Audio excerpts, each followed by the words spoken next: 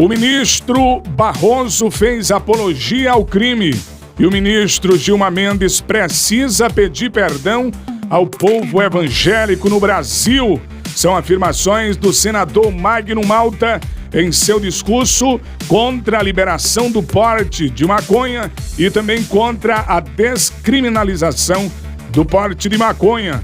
Acompanhe o vídeo na íntegra a partir de agora.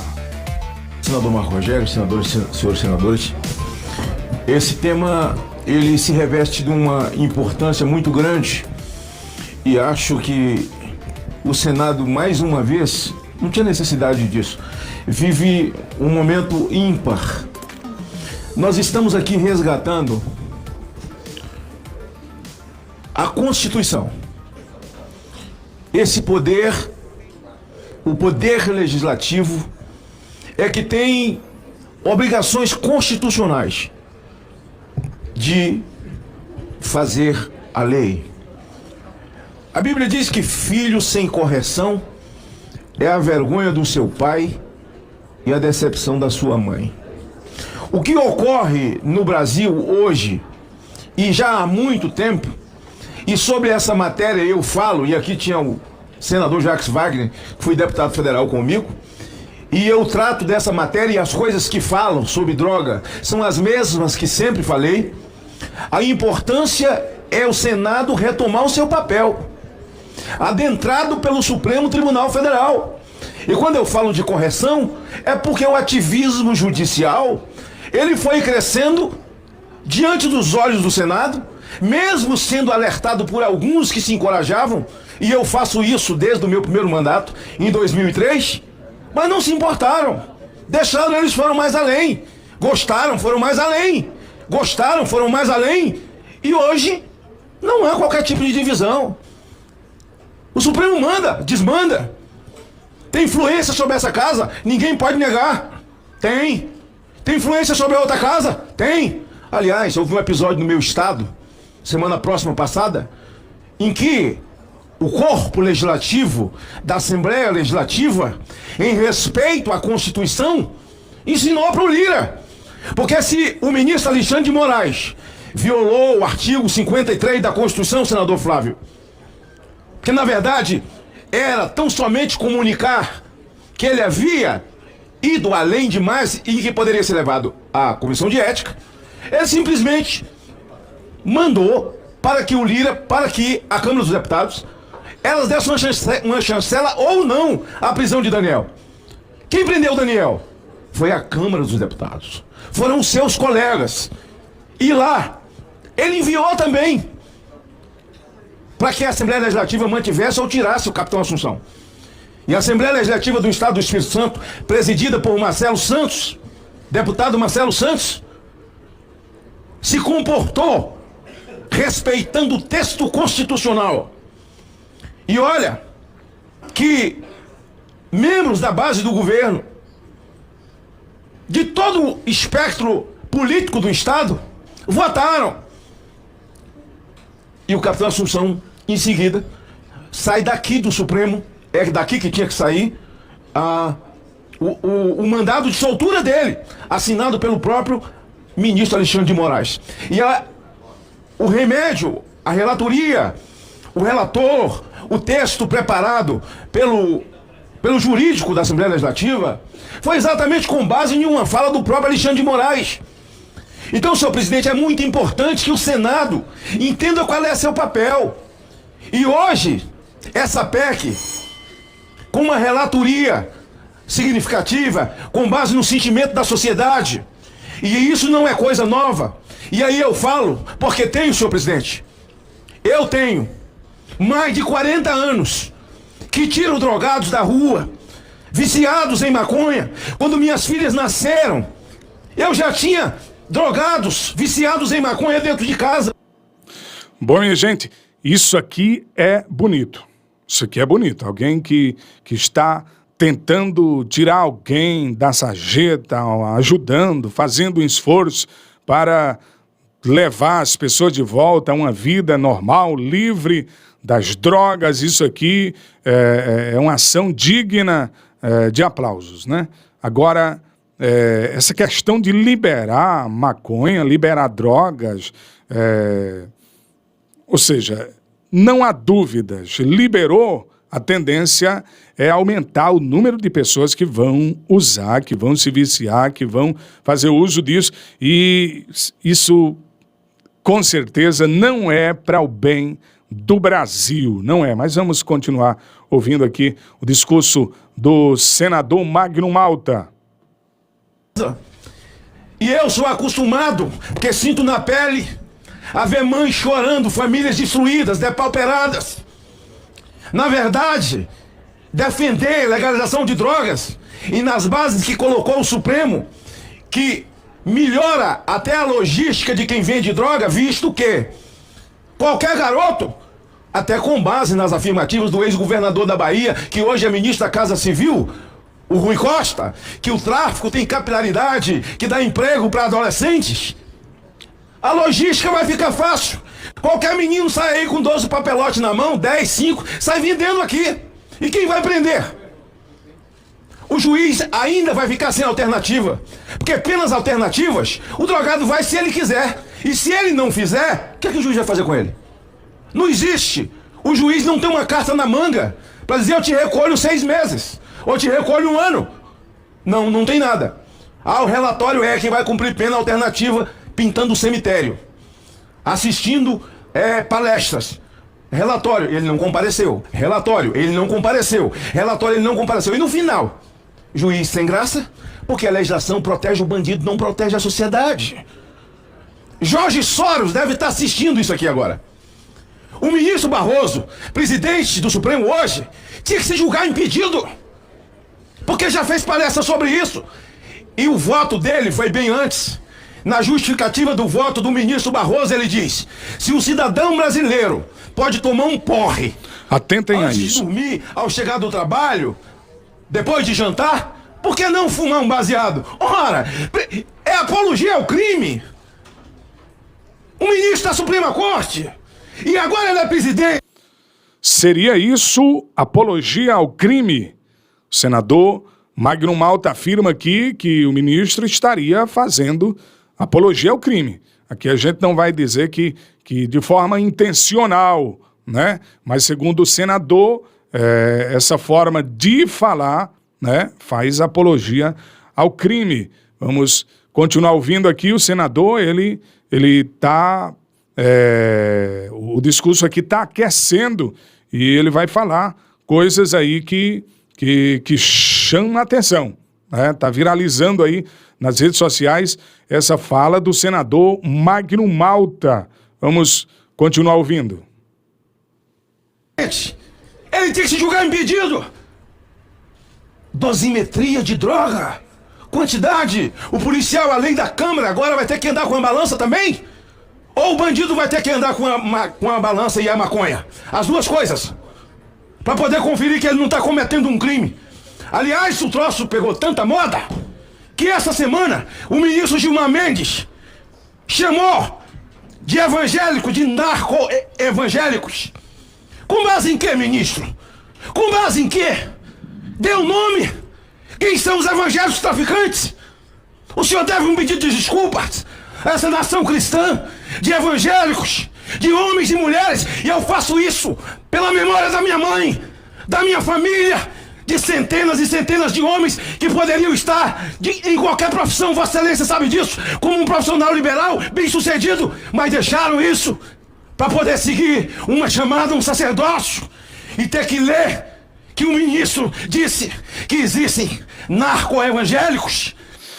Eu fico a me perguntar qual seria o interesse de alguém em, de alguma forma, manchar o bom nome da igreja, dos evangélicos. A gente sabe que tem gente ruim, gente errada, gente que faz coisas erradas em tudo quanto é parte, né? Jesus escolheu 12 discípulos e no meio desses 12 tinha um Judas no meio de 12. Então, quer dizer, tem gente errada em tudo quanto é parte, mas a gente bem sabe que a maioria absoluta do povo evangélico é um povo que tem procurado viver de acordo com os bons costumes, bons princípios e boas práticas, e tem contribuído e muito para tirar muita gente da sarjeta nesta nação. Tem feito um trabalho social assim estrondoso em todo o Brasil, mas muita gente não consegue ver esse lado, né? De alguma forma não gosta dos evangélicos, não sei se pela fala, pela forma como se comportam, de não baixarem a cabeça para as coisas erradas, de terem como autoridade suprema o próprio Deus, né? Eu não sei, mas o certo é que o senador vai dizer mais umas coisas aqui e a gente vai continuar ouvindo. Bora lá. Dê nome, ministro. Quem são os narcotraficantes evangélicos? Quem são os pastores? Porque criminoso tem em todo lugar. Tem na ordem dos advogados, tem no Conselho de Medicina, tem na indústria, tem no comércio, tem aqui, tem no Supremo. Ministro Gilmar, o senhor precisa pedir desculpas.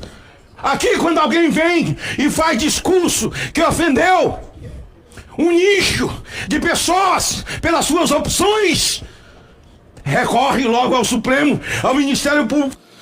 Não tem como negar, são palavras fortes. A gente não costuma ouvir todos os dias esse tipo de discurso, um discurso forte.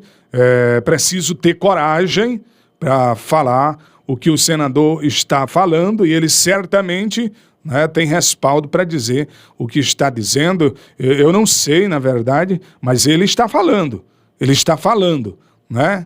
E teria ele razão ou não teria ele razão em toda essa sua fala? O senador tem imunidade, né, parlamentar exatamente para poder falar aquilo que outro não teria como falar, não poderia falar. Então ele está falando essas coisas e, de algum modo, a coragem é muita, a gente sabe disso, né? A coragem do senador é muita para dizer essas coisas, e a gente vai continuar ouvindo aqui o que ele ainda tem para dizer neste discurso. Federal, ministro Gilmar, eu vou recorrer a quem? Para o senhor provar o que falou? Porque eu sei que o Supremo solta narcotraficante, devolve bem de narcotraficante. Isso eu sei. Eu sei que a dama do tráfico esteve lá no Ministério da Justiça. Eu sei que a dama do tráfico, do PCC, teve passagem paga pelo governo. Conversa. Isso não é coisa nova. É nicho eleitoral que eles criam. É revoltante. Jorge Soros deve estar assistindo e esperando essa votação. Porque esse é um bilionário que financia a esquerda no mundo, sabe? E não sabe da lágrima de uma mãe que chora porque tem um filho drogado. Eu conheço de perto, senhor presidente. É o que eu respiro, é o meu dia a dia. E maconha. Dizia aqui o senador Girão que a Holanda começou com 5 gramas e fez um esgoto humano, que eles tentam de tudo voltar atrás. Oi, senador Flávio, não conseguem. Atenção, pela hein? porta que eles abriram. Abriram uma porta que nunca mais se fechou, senador Efraim. E aqui começa com 10. Meu pai do céu, isso é de pirraça. Sabe por que eles fazem isso? Porque eles sabem que o Senado se curva, que o Senado não reage. Não reage. Com todo respeito ao presidente dessa casa, eu sei que todo mundo ao se dirigir fala: Vossa Excelência foi muito bem, parabéns a Vossa Excelência pela iniciativa do plenário, que começou a cobrar. E eu não vou passar pano para ninguém, senhor presidente. Não vou passar pano para ninguém. Essa casa não cumpre mais do que a sua obrigação, do que está fazendo hoje, e já deveria ter feito antes, para que nós não passássemos esse vexame. E o recado já foi dado aqui por um senador de esquerda, de que o Supremo pode não aceitar isso, achar que algumas cláusulas pétreas foram feridas. Olha aí, vejam isso. Quer dizer, se o Senado vota e desfaz o que o STF fez, agora pode acontecer do STF desfazer novamente o que o Senado vem a votar. Seria isso? Eu entendi corretamente? Vamos ver aqui. Então, essa parte aqui do discurso, novamente, vamos escutar para você tirar suas próprias Conclusões. Do que está fazendo hoje e já deveria ter feito antes, para que nós não passássemos esse vexame. E um recado já foi dado aqui pelo senador de esquerda, de que o Supremo pode não aceitar isso, achar que algumas cláusulas pétreas foram feridas, não é? A gente pode receber essa rebordosa pelo peito, a gente pode receber essa rebordosa, mas eu não sou médico, muito pelo contrário, eu tenho sido pai, eu tenho colocado debaixo do braço em cerro, cumprimentando um juiz aposentado do meu estado, lá de Cachoeiro de Itapemirim. Senhor presidente, quando o artigo 12 era inafiançável, um jovem caiu com 300 gramas, senador Marco Rogério, lá do seu estado, Espírito Santo, chamado Adriano. Eu já encerro, senhor presidente. Não são 10 minutos? Passei? Então vou voltar atrás. Então é o seguinte, 10 minutos, lá do seu estado, Marco. Essa mãe chega chorando para ele e fala: não prenda meu filho não é marginal. Ele disse: mas o artigo 12, ele caiu no tráfico, ele vai ter que subir para a penitenciária. Ela ficou na porta sentada chorando, magrinha, chorando. Ele mandou ela voltar. Ela entrou.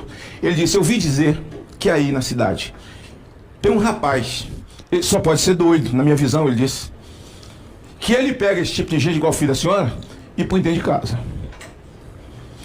Ele vai cumprir a pena na casa desse cara, se ele topar. Eu deixo seu filho para casa dele cumprir pena. Vejam isso, minha gente. Ela chegou no meu portão. Eu fui até o fórum com ela. O juiz disse: o senhor recebe? Você leva ele para cumprir a pena? Eu falei: levo. Pode tirar a algema dele. O juiz: não, tem que ficar algemado. Levou. Tirou a algema dele lá. Ele entrou para dentro da minha casa. Ficou 7 anos comigo. Mudou de vida. Sabe como? Deus de manhã, Jesus mediu, o Espírito Santo de noite. É o que muda a vida de um homem. Agora, é preciso fazer prevenção? Sim, isso precisamos sim. Prevenção pela via da família, pela via da escola, perfeito. Mas é preciso fazer o enfrentamento? Sim, é preciso fazer. E se ninguém sabe como fazer o enfrentamento, pergunta a Tarcísio lá em São Paulo, que ele deve ensinar, o Derrite deve ensinar. Como é que faz, e como é que pode, e como diminui o tráfico e a criminalidade. Senhor presidente, é um momento ímpar. Parabéns, Efraim, pelo relatório. Eu sei que muita gente tentou fazer uma curva aqui, fazer feito Maradona com um gol de mão, tocando na questão da maconha medicinal, que nada tem a ver, até porque o Ministério da Saúde tem a obrigação e já tem catalogado quem precisa do canabidiol e pode muito bem entregar na porta das pessoas que têm convulsão e que têm epilepsia, que nada tem a ver com o cumprimento do papel dessa casa que é de fazer esse tipo de enfrentamento. Bom, minha gente, então vocês viram aí o discurso do senador Magno Malta contra a liberação do porte de maconha, contra a descriminalização do porte de maconha. Vocês viram aí palavras fortes, muita coragem e deixa eu ver o que acontece aí para frente, né? A gente tá aqui tão somente para noticiar, para levar até vocês essa informação e desejamos para o Brasil tudo de bom. Que Deus coloque suas mãos sobre as nossas autoridades, dando juízo a todos, para que o bem possa ser promovido, né? Que essa guerra de ideologias não venha prevalecer com respeito ao bem-estar das pessoas. Porque tem gente que está pensando mais em si, em se reeleger no próximo pleito, em defender ideologias sem pensar no povo. Tem que pensar no povo, tem que pensar nas pessoas, tem que pensar de verdade no bem-estar da população. Deus tenha misericórdia do Brasil, guarde as nossas autoridades, dê sabedoria e que o nosso Brasil venha cada dia progredir, prosperar e que todos estejam bem. Isso é que deseja o meu coração. Eu rogo pelas autoridades, eu peço que a boa mão do Deus Altíssimo venha sobre as autoridades, sobre os brasileiros, né? De modo que o bem prevaleça.